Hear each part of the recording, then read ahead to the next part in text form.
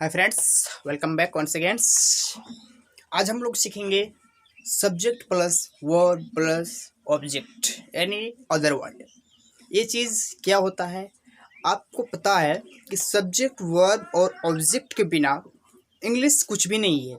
आप ना ही कुछ बोल सकते हैं ना ही लिख सकते हैं, क्योंकि सब्जेक्ट वर्ब के बिना आप ना ही सेंटेंस का अरेंजमेंट कर सकते हैं और ना ही वर्ड का आप अरेंजमेंट कर सकते हैं और सेंटेंस बना सकते हैं। So friends, let's get start. अगर आप हमारे चैनल में नए हैं तो चैनल को ज़रूर सब्सक्राइब करें और वीडियो को बिना स्किप किए एंड तक देखें, ताकि आपको पूरा नॉलेज मिले सब्जेक्ट प्लस ऑब्जेक्ट का। तो चलिए शुरू करते हैं। सब्जेक्ट प्लस ऑब्जेक्ट यानी सब्जेक्ट प्लस प्लस ऑब्जेक्ट या अदर वर्ड। आप इसको किसी भी तरह डिनोट कर सकते हैं, ऑब्जेक्ट को अदर वर्ड या ऑब्जेक्ट के रूप में। तो यानी सब्जेक्ट वर्ब और ऑब्जेक्ट आपको पता ही होगा कि हम तो बचपन से जानते हैं सब्जेक्ट वर्ब प्लस ऑब्जेक्ट, यानी कि जैसे इसको अगर लिखा जाए कर्ता, क्रिया, और आप इन दोनों में से किसी एक को मिला करके आप बोलेंगे जिस पर कर्म हो, कर्म, या जिस पर काम हो। आप यही बोलेंगे कि हम तो इसको बचपन से जानते हैं कि subject plus verb plus object यानी कि यही तीन चीज़ होता है। तो फ्रेंड्स, इसके जैसे अगर आप इस हिसाब से अगर चलेंगे तो आप ना ही इंग्लिश बोल सकते हैं ना ही आप कुछ कर सकते हैं। इसीलिए आप हमेशा अच्छे चीज़ को देखिए। एंड आई वांट टू से and a person which have a 100% knowledge about any subject and he is unable to deliver 10%, and a person who is they have a knowledge 60 to 80% and they are delivered to 50 to 60%, and who is better in front of you. And so watch till end video and without skip, because if you skipped any step and you will be missed one concept, one thing. So friends, I am request you without skip you watching last. So start.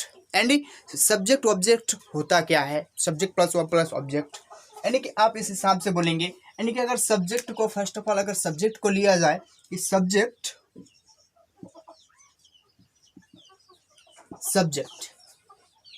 यानी कि अगर subject को define करें, यानी कि subject को अगर दो भागों में बांटे तो इसका होता है सब और इसका होता है जेक्ट, यानी कि दोनों लैटिन वर्ड्स है। यानी कि सब का मतलब होता है somebody और इस जेक्ट का मतलब होता है डूअर यानी करने वाला। आप इसको सारी चीज को मिला के बोलेंगे करता।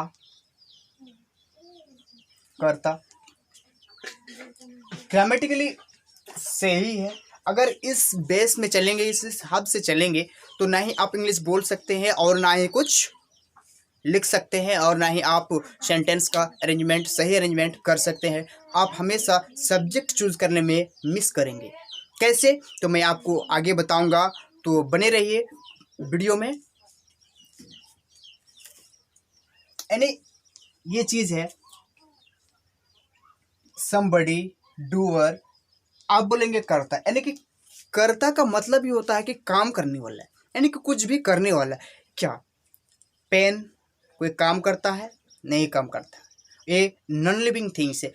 बोर्ड कोई काम कर रहा है? नहीं काम कर रहा है। इसीलिए आप बोलेंगे कि कुछ काम तो कर ही रहा है तभी तो, यानी कि लिख रहा है। लेकिन पेन लिख कौन रहा है? मैं लिखता हूँ ना, पेन के जरिए से मैं लिखता हूँ, पेन नहीं लिखता है। यानी कि बोर्ड है, बोर्ड पर लिखता ही मैं हूँ, यानी कि बोर्ड कोई काम नहीं करता। इसके बोर्ड सब्जेक्ट नहीं होगा, पेन सब्जेक्ट नहीं होगा, नॉन लिविंग थिंग्स कभी सब्जेक्ट नहीं होगा, सब्जेक्ट होगा।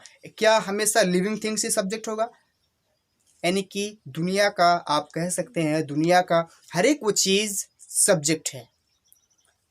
कैसे? तो मैं आपको बता रहा हूँ, मैं इसको मिटा रहा हूँ। अगर आपको ज़रूरत है इस हिसाब से तो आप इसको राइट डाउन कर सकते हैं।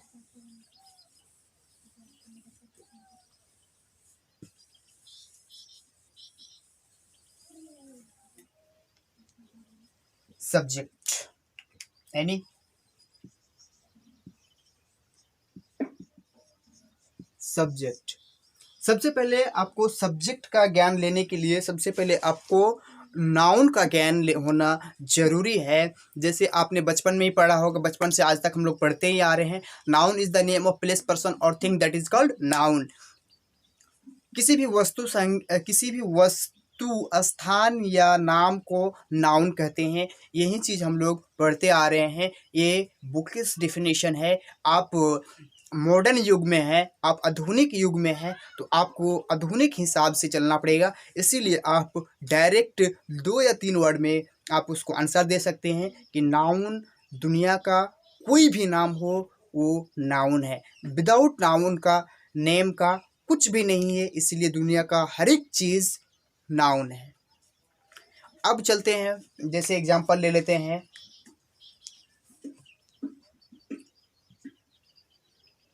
नाउन, आप इस जगह पर आप उसको प्रोनाउन भी करते हैं। प्रोनाउन यानी noun, pronoun.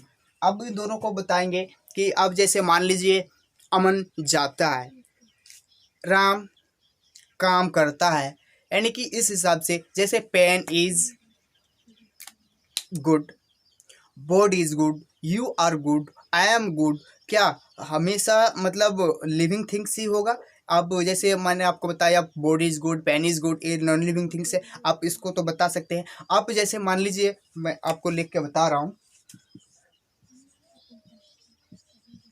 Aman is good, यानी कि अमन एक नाउन है, ये सब्जेक्ट भी है, ये आपका ऑर्ब है, ये आपका ऑब्जेक्ट है। अब जैसे हम इसी को लिख सकते हैं, ही इज गुड, या फिर हम इसको लिख सकते हैं, he is an honest man. जैसे आप बता सकते हैं Aman is good and he is honest man. अब जैसे हम बता रहे हैं, क्या ही सब्जेक्ट नहीं है?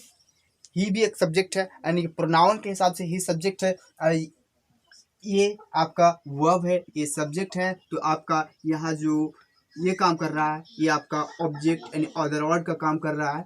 ये चीज़ आपका है, यानी कि आपका हिसाब से जैसे आप बताएंगे। अब आपको मैं बता रहा हूँ कि कुछ भी नहीं है, ना ही नाउन है ना ही प्रोनाउन है। अब कैसे पता चलेगा कि सब्जेक्ट है? जैसे someone is calling you in outside, बाहर आपको कोई बुला रहे हैं, तो आप क्या बोलेंगे कि अब कैसे पता चलेंगे कोई है? कोई क्या मतलब, किसी उसका तो आपको नाम नहीं बता रहा है कि कौन बुला रहा है। इसीलिए आपको सबसे पहले सब्जेक्ट का ज्ञान होना जरूरी है। तो someone is good, someone is calling you, someone is calls you. जैसे आप इस हिसाब से अगर बताएंगे तो आप कैसे बताएंगे? एवरीवन इज गुड, प्रत्येक आदमी भारत का नागरिक है। Everyone is citizen of India, यानी कि सब जो है एवरीवन, यहाँ जो है एवरीवन, ये भी तो एक सब्जेक्ट है, यानी सभी कोई। तो कैसे बताएंगे? अगर सेंटेंस में, हिंदी वाक्य में अगर सभी कोई लिखा रहे और आप बोलेंगे कि इसमें तो सब्जेक्ट का पता ही नहीं चल रहा, कैसे पता चलेगा? क्योंकि एवरीवन आपने तो पढ़ा है, कर्ता, डूअर, तो इस हिसाब से तो आपको पता नहीं चल रहा है कि कौन है। यानी कि सब चीज़ आपको डिफाइन करना पड़ेगा, आपको देखना पड़ेगा कि सब्जेक्ट कहाँ है, किस रूप में है। आपको तो मैंने बताया कि प्रोनाउन के रूप में हो सकता है, नाउन के रूप में हो सकता है। चलिए और आगे देखते हैं कि और किस हिसाब से सब्जेक्ट होता है।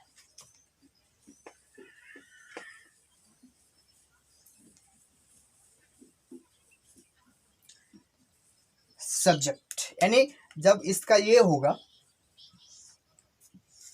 आप इसको ऐसे बता सकते हैं कि नाउन नाउन इक्विवेलेंट, यानी कि नाउन भी नहीं है प्रोनाउन भी नहीं है, लेकिन नाउन इक्विवेलेंट यानी कि नाउन के समान, जो समान अधिकार रखता है। समान यानी कि नाउन इक्विवेलेंट यानी कि समान अधिकार रखने वाला। कुछ भी हो सकता है, जैसे मान के चलिए कोई आया और आपको आके सबसे पहले पूछा कि आपके पापा जी घर पर हैं, आपने कहा नहीं। क्या आपके बड़े भाई हैं, आपने कहा नहीं। तो फिर आपने बताया कि बताइए मुझे क्या बात है, मैं हूँ ना, यानी कि जो आप यहाँ बताए कि मैं हूँ ना, यही आपका नाउन इक्विवेलेंट है, यानी कि नाउन के समान है। आपके कोई नहीं है, बड़े भाई नहीं है, पापा नहीं है, लेकिन आप बता रहे हैं कि मैं हूँ ना, जो आप दावा कर रहे हैं कि उस पोस्ट के लिए, कि उस पोस्ट का दावेदार मैं भी हूँ, मुझे बताइए, यही चीज़ आपका नाउन है। यानी कि जब इस हिसाब से बोलेंगे तो आपको जेरंड का ज्ञान होना चाहिए। अब इस जेरंड के लिए आप यहीं से पता चल जाएगा आपको कि जेरंड के रूप में सब्जेक्ट कैसे आता है। यानी कि जब ये चीज़ आएगा जेरंड, जेरंड, तो सबसे पहले आपको V4 या V1 प्लस ING, ये चीज़ आपको पता होना चाहिए। V4 प्लस ING क्या चीज़ होता है? आपने तो बचपन से पढ़ते हुए आ रहे हैं कि V4 प्लस ING जो चीज़ होता है वो है आपका वर्ब का फोर्थ फॉर्म, यानी कि आपका वर्ब का फोर्थ फॉर्म जो है, आप जैसे बताएंगे कि मैं खा रहा हूँ, मैं जा रहा हूँ, तो आप इस इंग्लिश में जब बता रहे हैं I am eating, I am going, I am doing something, आप इस सब जो बता रहे हैं जब डू ये सब, तो आपका होता है। तो चलिए जैसे जैसे जानते हैं अब वर्ब के रूप में कैसे आता है। यानी कि आप इसको भी जान सकते हैं कि जो वर्ब से पहले आता है, जो भी वर्ड वर्ब से पहले आता है वो सब्जेक्ट होता है। कैसे, तो मैं आपको बता रहा हूँ।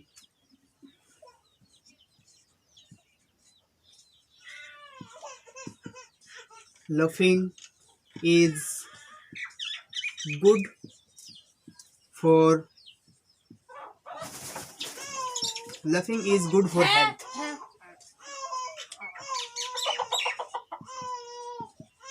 Working is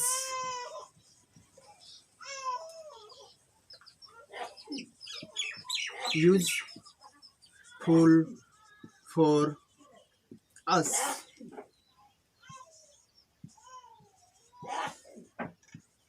Smoking is injurious to health. जैसे मैंने आप लोगों के सामने 3 एग्जाम्पल रहे हैं। Laughing is good for health, walking is useful for us, smoking is injurious to health। यानी कि आपका जो यहाँ पर लफिंग चीज आ रहा है और वर्ब से पहले आ रहा है, इज जो यहाँ काम कर रहा है तीनों सेंटेंस में, ये चीज आपका मेन वर्ब के रूप में काम कर रहा है। यानी कि आपको जैसे मैंने बताया कि वर्ब से पहले कोई भी वर्ड्स हो वो आपका सब्जेक्ट होगा, यानी कि किसी ना किसी रूप में वो सब्जेक्ट है। तो ये चीज आपका है सब्जेक्ट। ये चीज लफिंग आपका सब्जेक्ट है, वर्किंग आपका सब्जेक्ट है, स्मोकिंग आपका सब्जेक्ट है। यानी कि आप इस हिसाब से बता सकते हैं laughing is good for health, यानी कि हंसना सेहत के लिए अच्छा चीज़ है, अच्छी बात है। और smoking is injurious to health, धूम्रपान स्वास्थ्य के लिए हानिकारक है।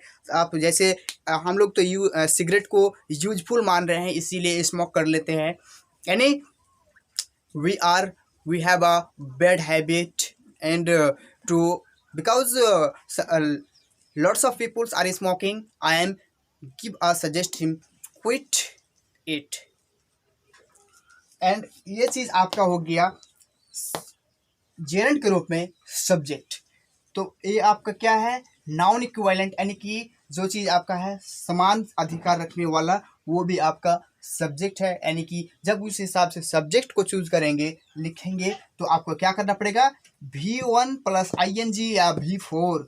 यानी कि आप जब इस हिसाब से लिख करेंगे तो आपका सब्जेक्ट हो जाएगा, क्योंकि वर्ब से जो पहले वर्ड आता है वही आपका सब्जेक्ट होता है।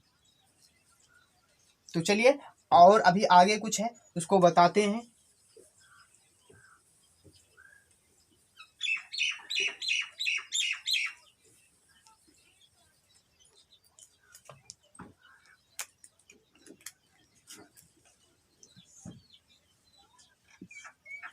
एनी सब्जेक्ट जो है, अब इसको इन्फिनिटिव्स के रूप में भी सब्जेक्ट आता है। इन्फिनिटिव्स के रूप में सब्जेक्ट कैसे आता है?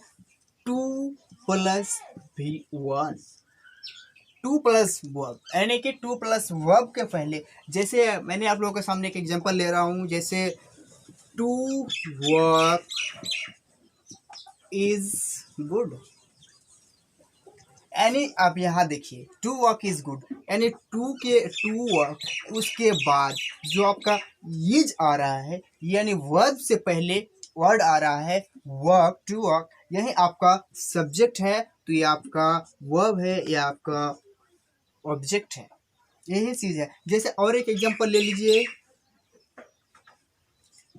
To smoke is injurious to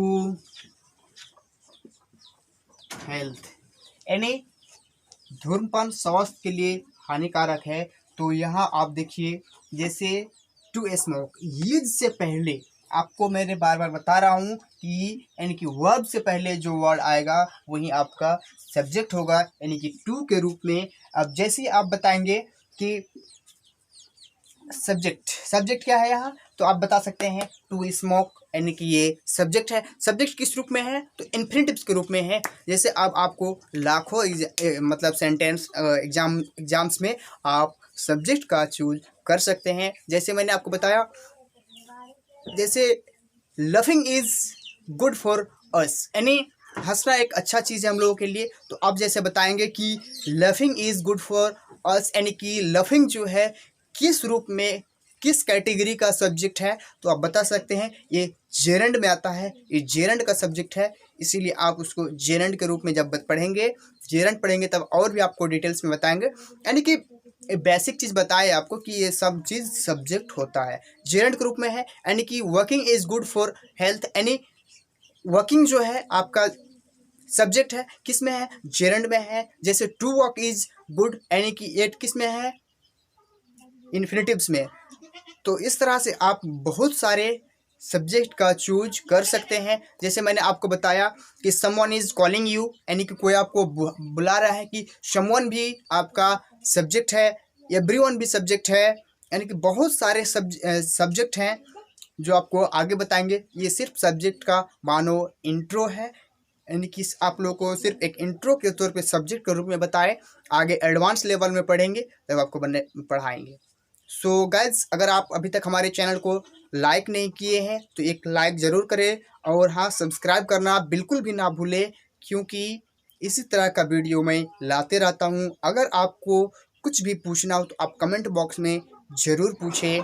thank you, bye bye, मिलते हैं अगले एपिसोड में।